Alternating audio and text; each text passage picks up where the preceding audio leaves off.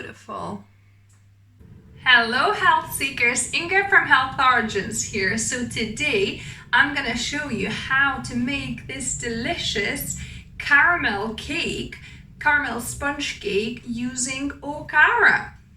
So let's begin. We'll start with dry ingredients. So we're going to need 1 cup, this is whole grain spelt flour, but you could use whole grain fine wheat flour. So 1 cup. Then we're gonna use 1/2 cup of organic cornstarch here. So cornstarch will just kind of lighten the cake up, because obviously we've got okara, which is kind of denser. So that will, help lighten the bake. Then we've got 1.5 cups of unrefined cane sugar, which is panela sugar, or you could also use rapadura. So I'll link down below where I buy mine. It's quite a really good supplier, because this is actually raw, unrefined as well, in UK. Then I'm gonna add a 1/4 to 1/2 teaspoon of salt. So probably I'll use 1/2 teaspoon. That just kind of accentuates the flavors. Yeah, 1/2 teaspoon is probably a good amount. And then a tablespoon of baking powder here. So about a tablespoon, just to help, rise the cake. So that's all of the dry ingredients. In fact, what I should have done, I should have broken up bigger lumps of sugar. As you can see here, you could do it through like a sieve to make sure you kind of break up, because this panela sugar tends to clump up. But it just breaks up easily. I'll have to go through it and break any large clumps I see. I ended up just going in with my fingers and feeling for any clumps, and breaking them up. Just find it a little bit easier than kind of going through spatula. This way you could feel it. Our dry ingredients are now uniform. We're gonna get on with the wet ingredients. So for the wet, I've got the star of the show, of course, okara. So this is a 1.5 cups of cooked fresh okara. You could see how I make my soy milk in the video above and below. I'll show you how I can make it with soya bella or without, just with the nut milk bag. So I'll link to those videos. Then I've got 1/3 cup of coconut yogurt. So any unsweetened plant yogurt would work, just to add a little bit more sourness and help with the rise with the baking powder. And then 3/4 cup of peanut butter or any nut butter of your liking. Cashew butter would be even more neutral. But because we are going for caramel cake, peanut butter is good here, because it'll give us kind of like a caramelly darker look to our sponge. So that's all of the wet ingredients. I'll incorporate them. So now I've got my wet ingredients, my dry ingredients, I'm going to put them together. However, because this is, depending how wet your okara is, mine was not very wet and I might need some more moisture. So I've got some plant milk. This is my homemade soy milk that I'm going to be adding. We'll see how the batter turns out. We don't want it too stiff. So just adding all of the dry ingredients to the wet. So yeah, the batter is way too stiff. I think we're going to need about 1/2 cup of plant milk. We'll start maybe 1/4 cup and then see if we need any more. Just so that it's kind of like thick, but scoopable at least, or pourable batter consistency. I would say scoopable, not pourable, but still kind of, yes, something like that. That's looking actually quite nice and light as I mix it. Yeah, it seems very nice and airy now. And you want to be careful and not over mix this batter, because of the wheat gluten or spelt gluten in there. You don't want it to develop too much and become kind of more chewy.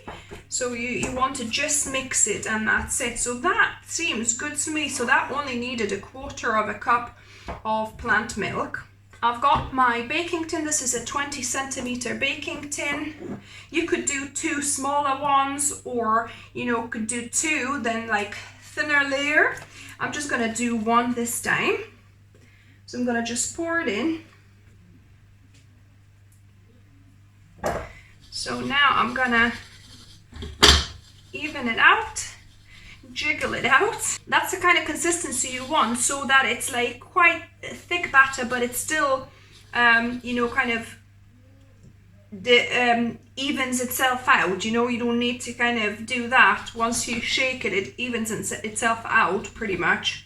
So yeah, so that's what we have. So this is good to go. If you did in 2, you will not need to bake it for too long. It'll probably be about 21-22 minutes for baking. But this one, because I've poured it all in, will probably bake for about 30 minutes.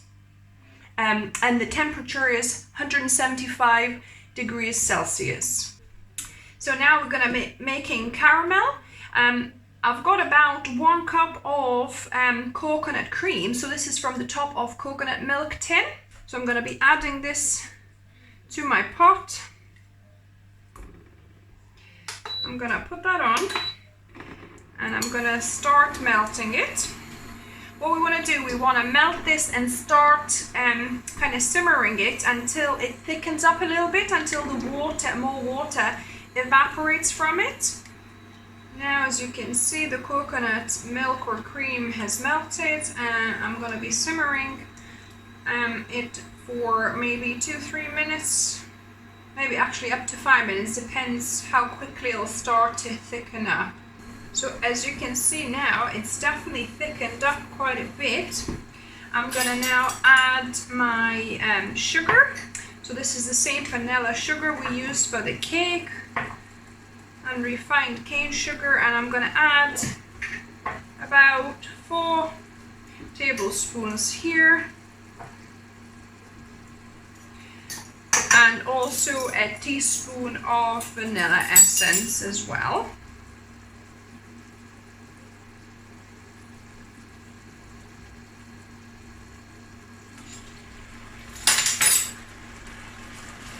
I'm just gonna mix it through.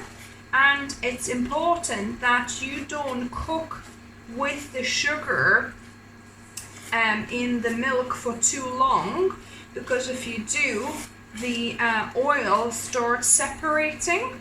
So all you want to do, you want to incorporate the sugar until it properly incorporates and melts in. And as soon as that happens, you want to switch that off.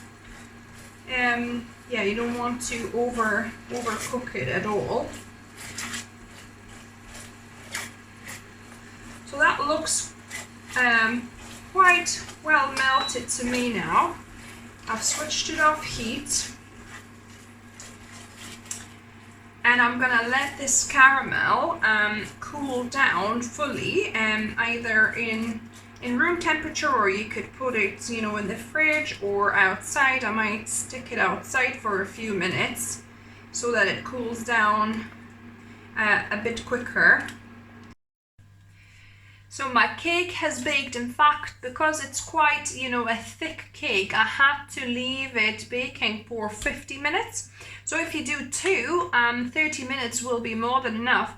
But because I did one bigger one, it took 50 minutes at 175 degrees Celsius.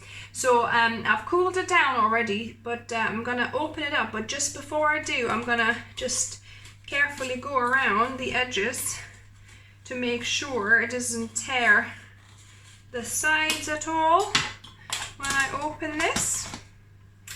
Look at this. Perfect. So it has risen probably about, I would say, maybe double. So yeah, it has risen quite well. And we've got our caramel here. If my fat was starting to separate a little bit on the top, so I've just kind of mixed it all up into, you know, the caramel. So if yours separates a little bit of fat on the top, you can just kind of mix it in. So I'm gonna just put it on top and we're gonna spread it all out. Depending how much caramel you like, you might want to do a little bit more caramel, but I think that'll be just a perfect amount. It's not going to be anything left, but just going to be just enough, I think, to cover the top. And you want to obviously let the cake to fully cool down before you do this, so that the caramel doesn't kind of melt off and run off. As you can see, it's kind of a little bit melting there still. So I think the cake is just warm, but it's not hot. So hopefully it's not gonna, you know, come off too much. And yeah, it's looking super yummy, doesn't it? I like finishing off kind of in the middle with a little swirl. Like that. So yeah, that's looking delicious, guys.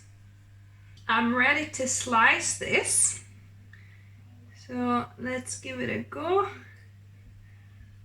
We'll see what it's like inside.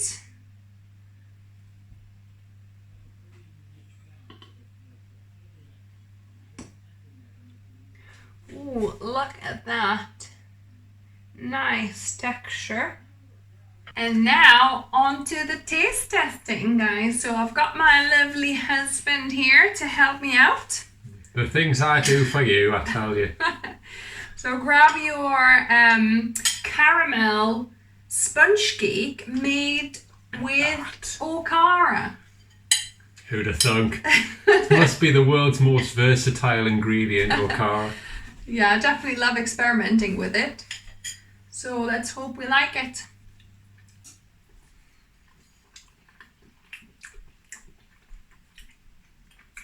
That's pretty good. It's really good, guys. Oh, moist. That, yeah. Moist. And that would really go well with some ice cream too, wouldn't it? You don't happen to have any, do you? No.